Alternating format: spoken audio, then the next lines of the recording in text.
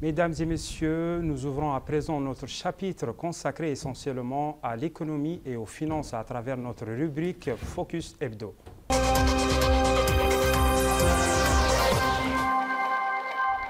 Le second segment de ce focus revient pour vous sur un certain nombre d'accords de libre-échange signés par la Mauritanie avec plusieurs régions du monde. Il s'agit essentiellement d'un accord préférentiel avec l'Union européenne qui permet aux exportateurs mauritaniens de bénéficier des marchés de 447 millions de consommateurs potentiels. Un accord préférentiel avec la République populaire de Chine qui permet également aux exportateurs mauritaniens de bénéficier des marchés de 1,4 milliard de consommateurs potentiels. Un accord de libre-échange avec la CEDEAO et un accord de libre-échange avec le continent africain appelé ZLECAf, zone de libre-échange continentale africaine, qui permet aux producteurs mauritaniens de bénéficier des marchés qui va dans l'ordre de 1,3 milliard de consommateurs potentiels. Nous recevons justement sur notre plateau pour en parler M. Mohamed Lemine Ouelilveid qui dirige le département du commerce extérieur au niveau du ministère du commerce, de l'industrie et de l'artisanat qui a bien voulu accepter notre invitation pour nous édifier sur la question. Bonsoir monsieur, le directeur est bienvenu sur le plateau du 20h. Alors, bonsoir. Alors, tout d'abord, quel est l'état actuel de ces accords que je viens de mentionner tantôt? Merci. Déjà, merci beaucoup pour cette invitation. Ça me fait énormément plaisir d'être là sur ce plateau avec vous. Je pense qu'il faut faire ce qu'on appelle une décomposition terminologique, c'est-à-dire de savoir de quoi on parle quand on parle. Mettre un petit peu les choses dans leur contexte, comme vous le savez. Vous savez, il y a une énorme différence entre un accord préférentiel et un accord de libre-échange. Un accord de libre-échange, c'est un accord qui, à travers lequel deux pays, chacun, ouvre son marché pour l'autre et à travers lesquels il échange son droit de douane. Par contre, un accord préférentiel, c'est un accord qui, à travers lequel, généralement, c'est des traitements de faveur. C'est-à-dire que les pays avancés donnent aux pays les moins avancés ce qu'on appelle des traitements de faveur. C'est-à-dire que les pays moins avancés exportent vers les pays avancés sans que les pays les moins avancés ne payent des droits de douane, alors que le contraire n'est pas du tout valable. C'est-à-dire que quand les pays avancés exportent vers les pays les moins avancés, eux, ils payent des droits de douane. Donc, généralement, c'est des traitements de faveur. Donc c'est un accord à sens unique. Par contre, un accord de libre-échange, c'est un accord à double sens. Ce que nous avions mis en évidence, ce que nous avions signé, ce sont des accords préférentiels. Donc ce sont des accords à travers lesquels nous exportons sans paiement de droits de douane. Par contre, l'autre partie, quand elle exporte vers la Mauritanie, elle paye des droits de douane. Et comme vous l'avez brillamment cité, vous avez pertinemment raison, nous avons un accord en premier temps avec l'Union européenne qui s'appelle la Convention Tous sauf les armes, qui d'ailleurs n'a rien à voir avec ce qu'on appelle les APE, les accords de partenariat économique. Ça, c'est une convention qui permet à tout exportateur mauritanien, à l'instant où on se parle aujourd'hui, toute personne qui veut exporter vers l'Union européenne, elle exporte son produit sans qu'elle ne paye des droits de douane. Et ça, c'est quelque chose d'extrêmement important. Donc, ce qui fait que l'exportateur mauritanien, actuellement, se retrouve face à un marché qui va dans l'ordre de 340 à 350 millions de consommateurs potentiels européens.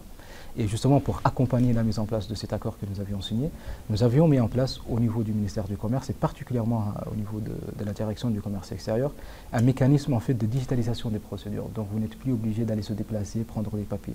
Donc toutes les procédures d'exportation vers l'Union européenne sont entièrement digitalisées, sans déplacement et sans papier. Donc ça, c'est la première des choses. Le deuxième accord que nous avons également dans le pipe, c'est un accord avec la Chine, la République populaire de Chine. C'est un accord préférentiel également, donc qui permet à tout exportateur mauritanien, donc toute entreprise qui veut exporter vers le sol chinois, elle exporte sans qu'on lui demande de payer des droits de douane. Donc ça, c'est quelque chose aussi d'extrêmement important, ce qui fait que les producteurs maintenant se retrouvent face à un marché qui va dans l'ordre de 1,4 milliard de consommateurs, plutôt qu'un marché de 4,5 à 5 millions de consommateurs. Et j'avais eu l'honneur, humblement, de travailler sur le montage de ce dossier. C'était en 2024 et il est entré en vigueur depuis le 1er janvier 2024. Donc ça, c'est le deuxième accord. Le troisième que nous avions, c'était avec les États-Unis, avant l'avènement de l'administration Trump. C'était un accord qui s'appelait l'AGOA, qui permettait en fait les mêmes dispositifs et qui n'est plus en fait du contexte. Et puis après, nous avons un accord avec la CEDEAO et puis également un accord, comme vous l'avez cité pertinemment, avec ce qu'on appelle la ZLECAf, la zone de libre-échange continentale africaine, qui fait que tous les pays africains, exactement comme l'Union européenne, font de telle sorte à ce qu'ils éliminent les barrières tarifaires, c'est-à-dire les barrières douanières, et à travers lesquelles les pays africains commercent entre eux sans droit de douane. À cet effet, monsieur le directeur, quels sont les défis et avantages qui résulteront de ces accords, et notamment l'accord sur la ZLECAf? Ben écoutez, c'est une bonne question. Vous savez, en fait, bien entendu, il y a des défis et également des avantages. Tout n'est pas rose, comme on dit. Et parmi ces défis, bien entendu, il y a le fait de s'attendre à une concurrence extrêmement rude, particulièrement contre le Maroc, l'Algérie, l'Égypte, l'Afrique du Sud et également les pays du SADC. Il ne faut pas les sous-estimer, c'est des pays comme la Tanzanie, le Botswana, c'est des pays à ne pas sous-estimer. Donc il y a un vrai défi de concurrence, le fait d'offrir ces marchés à ces pays dont les produits peuvent être à moins coût et également avec des avantages en termes de qualité, donc il faut s'attendre à ça. Mais il faut également rappeler que ces accords prennent en considération ce que nous avions signé.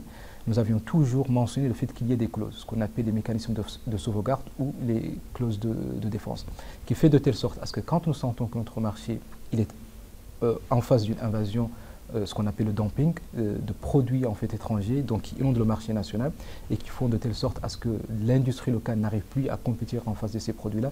Nous activons systématiquement en fait ces clauses et nous mettons en face de ces importations en fait une barrière et donc nous limitons temporairement l'importation de ces produits en venant de ces pays-là. Donc ça c'est une chose tout à fait fondamentale. Par contre, il y a des avantages, il faut les citer, et en l'occurrence au niveau de la ZLECAf, il y a des avantages phénoménaux. Au premier rang desquels, il faut savoir que le producteur mauritanien il va se retrouver face à un marché qui va dans l'ordre de 1,2 milliard de consommateurs potentiels au lieu de 5 millions. Donc ça, c'est la première des choses.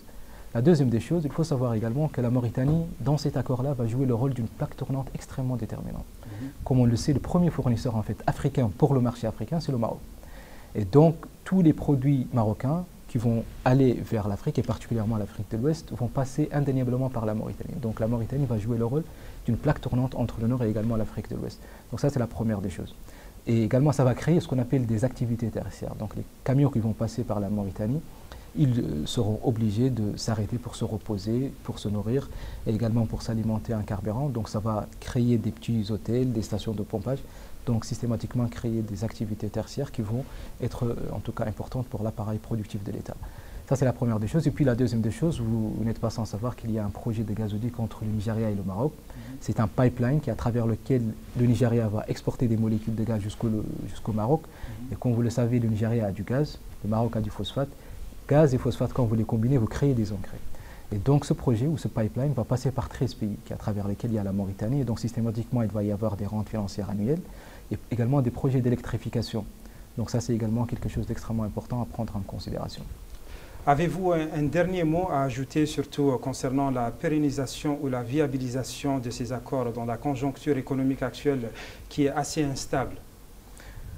Très bonne question également. Je salue en fait la qualité des questions que vous posez. Vous avez parfaitement raison. Évidemment, nous faisons face à un nouveau contexte mondial. Et donc avec c'est-à-dire la constitution de ces deux blocs qui se dessinent actuellement, donc il est impératif en fait d'avoir deux impératifs comme on dit. La première des choses, c'est de diversifier en fait ses partenaires commerciaux et particulièrement les sources d'importation. Et je pense que la Covid en est un exemple manifeste, donc ça c'est la première des choses. Et puis la deuxième des choses, tout simplement, c'est le fait de capitaliser sur les secteurs sur lesquels nous pouvons avoir des avantages comparatifs. Vous savez, j'avais toujours dit que la Mauritanie, quand vous regardez la carte de la Mauritanie, là où vous mettez votre doigt, vous trouverez une opportunité d'investissement. Si vous regardez complètement au nord de la carte, vous avez un potentiel phénoménal en termes de mines, également en termes d'uranium qui vient d'être découvert récemment. Carrément à l'est du pays, vous avez un potentiel de cheptel qui est phénoménal, qui selon le dernier sondage va dans l'ordre de plus de 30 millions de têtes de bétail. Et il y a un paradoxe qui fait qu'actuellement, nous importons l'équivalent de 100 millions de dollars annuellement sur les produits laitiers. Donc il y a vraiment un travail qui va être fait dans ce sens-là pour justement remédier à ce paradoxe. Complètement au sud, vous avez un potentiel phénoménal conséquent en termes d'agriculture, en termes de terres arables. Mais il y a un vrai travail de fond qui a été fait récemment et avec les orientations de son Excellence le Président de la République. Vous n'êtes pas sans savoir qu'actuellement nous sommes quasiment à 92% de couverture de nos besoins en termes de riz, donc ça c'est quelque chose de salutaire. Et également pour les produits, les légumes et également les produits agricoles de manière globale.